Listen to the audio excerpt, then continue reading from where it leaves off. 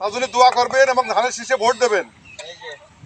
12 তারিখে সকাল সকাল 6টায় ভোট কেন্দ্রে চলে যাবেন ইসাকাতা হাই স্কুল মাঠে। আরিফ হোসেন আমাদের সাথেই ভোট চেয়ে পড়াচ্ছে। আপনি নিরিবিলি আসেন, আমি আমার বাবির যে কাম করাবেন আমি তাই হবো না রে মামা যে যাই বলুক আর না বলুক কিছুই না। কোন পাশে যাবি, কোন পাশে যাবো? যে কথা বলেছি তুমি কি দিন করেছো আমি বুঝি না। আল্লাহ আমি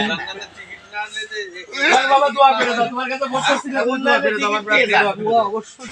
ভাই বিএমপির লোক, বিপুল বিএমপির লোক, তারপরেও বাচ্চা দৌড়দৌড়ি করার কায়দা নেই এখন।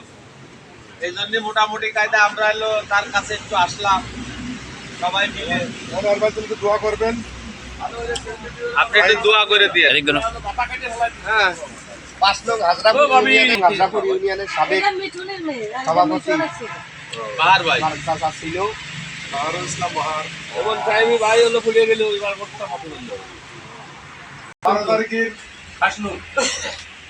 ভোটের দিন। 15 বছর ভোট দিতে যায় নাই যারা, তারা